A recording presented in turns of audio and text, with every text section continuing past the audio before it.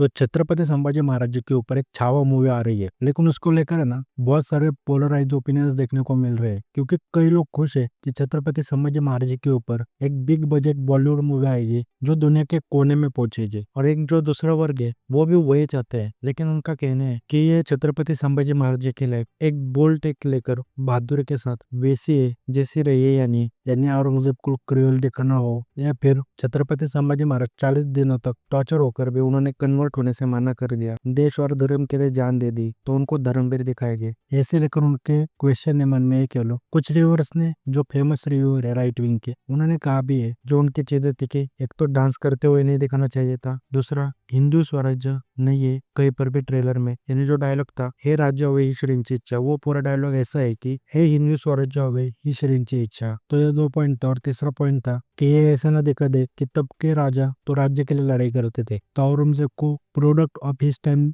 दिखाकर जस्टिफाई करने की कोशिश न करे। तो डांस वाला सीक्वेंस तो उन्होंने हटा दिया। हिंदू स्वराज्य पे अगर गाने में देखोगे, एक जो नया गाना आया था रोमांटिक, तो उसका आखिर में वो हिंदू स्वराज्य वाला डायलॉग सुनने को मिल रहा है। लेकिन ओवरऑल मैंने जितने इंटरव्यूज देखे और अभी जितने प्रोमोस देखे, तो मुझे आइडिया लग चुका है कि मूवी में क्या देखने को मिलेगा। तो सबसे पहले बात करूँ, जितने भी मैंने इंटरव्यूज देखे ना, तो जो विकी कौशल जी ने चीजें कही है कि वो 60 किलो की तलवार यूज करते थे, तो उसी से मुझे लेकर क्वेश्चन है कि उन्होंने कितना स्टडी किया है, क्योंकि जरूर वो कसरत इन सब चीजों के लिए 60 किलो की तलवार यूज करते होंगे। लेकिन कई इतिहासकार ये कहते हैं जब जो छत्रपति शिवाजी महाराज जी थे, छत्रपति संभाजी महाराज जी थे, ये अहेड ऑफ द टाइम्स, बहुत आगे की सोच रखने वाले राजा थे, और ये बहुत इनोवेशन करते थे। जैसे अफजल खान को मारते वक्त छत्रपति शिवाजी महाराज जी ने वो पूरी ह्यूमन बॉडी की एटोनॉमी पढ़ी थी कि कहाँ पर क्या पार्ट होते हैं। तो औरंगजेब की इतनी हाइट है, तो मैं अटैक करूँ भी तो औरंगजेब के किस पार्ट पर पहला मेरा अटैक होगा। और फिर उन्होंने वाघ नखें बनवाई थी, जो ऊपर से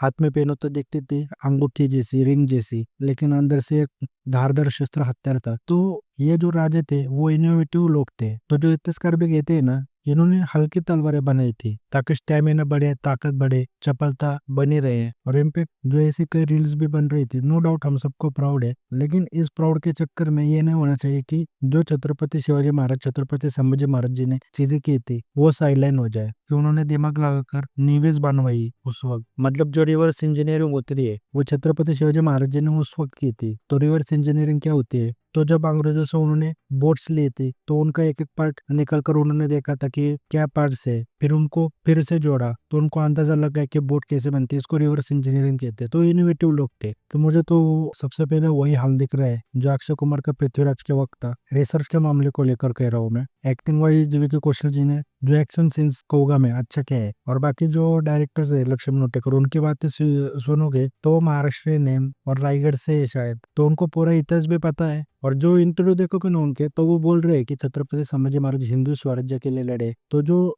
जो लोग ऑब्जेक्शन ले रहे हैं कि ये डायलॉग नहीं, वो डायलॉग नहीं, वो इंटरव्यू में सीधे देखने को मिल रही है। लक्ष्मण मुंटेकर बोल रहे हैं। साथ में एक चीज उन्होंने और भी अच्छी कही कि मैं डॉक्यूमेंट्री नहीं बना रहा हूँ। डॉक्यूमेंट्री जब बनाते हैं तो रियलिज्म के आसपास चीजें रखते हैं। मैं मूवी बना रहा हूँ, और जाहिर सी बात है जो ये जेनजी जनरेशन है, मुझे लगता है यही परफेक्ट चीज है। मतलब ये देख लो, स्कूल में शायद किसी को इतिहास पढ़ते हुए मजा नहीं आ रहा होगा, लेकिन आज यूट्यूब पर जब एनिमेशन के जरिए, या फिर कुछ टीचर होते हैं जिनका बोलने का तरीका बहुत अच्छा होता है, तो जो वो इतिहास पढ़ते हैं तो बच्चे देखते हैं, उनकी व्यूअरशिप अच्छी होती है। तो उसी तरह आज के हिसाब से उस वक्त किताबें ते कादम्बरी थी, अगर आपको इतिहास पहुंचाना है, उसी तरह आज के जमाने में मूवी जो है वो आज का लिटरेचर है, उसके माध्यम से तुम इतिहास पहुंचा सकते हो। और वो चीज भी मुझे सही लगती है। अगर एंटरटेनमेंट नहीं होगा तो ये मूवी ज्यादा पहुंचेगी भी नहीं। महाराष्ट्र के लोग जरूर जाएंगे, या फिर जिनको पता है छत्रपति संभाजी महाराज जी का कहानी, लेकिन अगर कोने कोने में पहुंचने है तो वो एंटरटेनमेंट के जरिए पहुंचा सकते हैं। और दूसरी चीज, फिर से आए उसे टॉपिक के ऊपर, कि वो मूवी बैलेंस करने की कोशिश करती है क्या चीजें, एंड वो सेकुलरिज्म, ये सारी चीजें ऐड की है क्या, तो हाँ वो की है।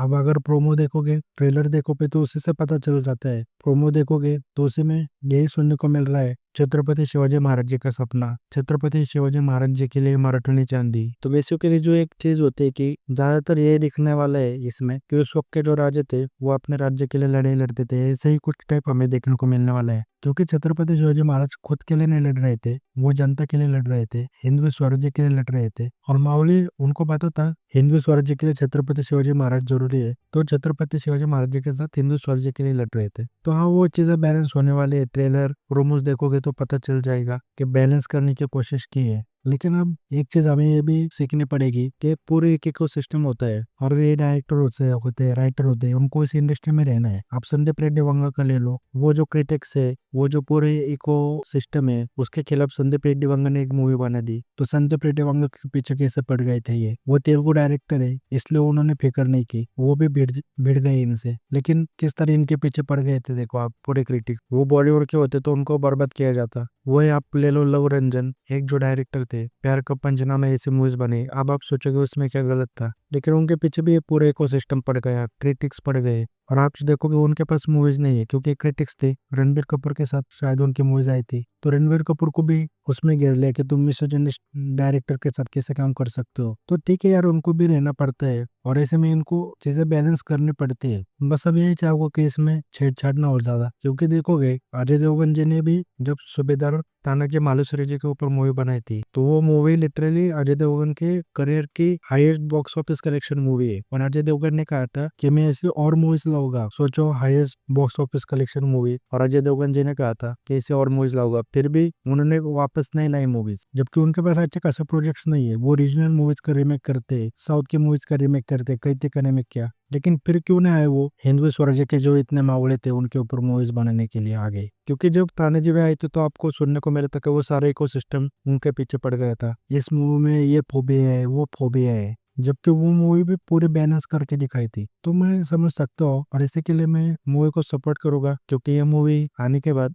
यह कहानी देश के कोने कोने में पहुंचेगी। मतलब मैं जैसे देख रहा हूँ एडिट्स बन रहे हैं, रील्स बन रहे हैं, बस उम्मीद करूंगा कि जैसे बाजीराव पेशवे जी के ऊपर बाजीराव मस्ताना मूवी आई, अब लोग कहते हैं कि उस मूवी में जो महान बाजीराव पेशवे जी थे उनका जो दूसरी साइड थी, महान योद्धा वाली साइड, वॉरियर साइड, वो नहीं देखा है। और वो सच है, उन्होंने हिंदू साम्राज्य को पाकिस्तान तक पहुंचाया था। एक भी जंग नहीं जीते थे वो, क्या स्ट्रैटेजी बनाते थे वो, लेकिन उनकी लाइफ पर मैं कहूंगा जो फिल्म बननी चाहिए थी वो बनी नहीं अब तक। लेकिन कोई आगे बढ़ने भी नहीं आ रहा है। अब आप रणवीर सिंह को एक कास्ट कर लो और एक बना लो। अब संजय लीला बंसली जाने ही जाते हैं लव स्टोरीज बनाने के लिए, लेकिन फिर भी मैं सोचता हूँ कि एक अगर बाजीराव पेशवे जी के ऊपर बीमेच हो गए, एक अच्छी खासी मूवी आए, अब वो देखते हैं कब कौन बनाता है आगे आकर। लेकिन जरूर छत्रपति संभाजी महाराज जी के ऊपर है ना, कई सारे मराठी डायरेक्टर बहुत पहले से बिग बजट मूवीज बनाना चाहते थे, लेकिन पता नहीं ये जो यहाँ मुंबई में प्रोड्यूसर बैठे, बॉलीवुड के प्रोड्यूसर, उन्होंने पैसे क्यों नहीं लगाए, या फिर वो जानते नहीं थे कि पूरी एक महाराष्ट्र की ऑडियंस कोने कोने से आ जाते हैं वो मूवी देखने के लिए। नॉर्थ में मूवी रिलीज होती है, मतलब क्या होती है, जब हम कहते हैं कि साउथ की मूवी नॉर्थ में रिलीज होती है तो ज्यादातर बिजनेस जो होता है वो महाराष्ट्र से ही जाता है देखने जाओगे, और थिएटर भी महाराष्ट्र में सबसे ज्यादा है। लेकिन फिर भी इतने सालों तक नहीं बने। अब ये कह लो एक मूवी आ रही है तो जरूर सपोर्ट करेंगे, अब क्रिटिसिज्म देंगे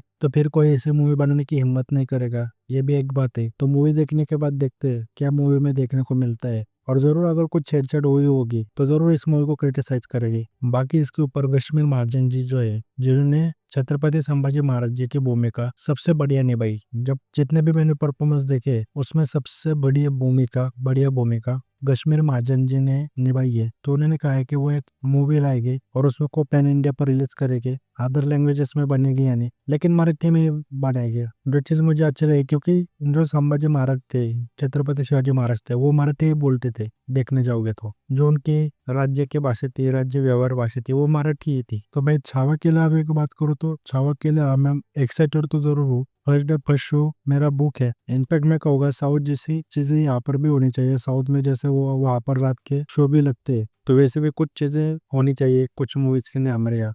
बाकी आपको क्या लगता है कि छावा मूवी में चीजें बैलेंस करने की कोशिश की गई है, वो कमेंट करके जरूर बताओ।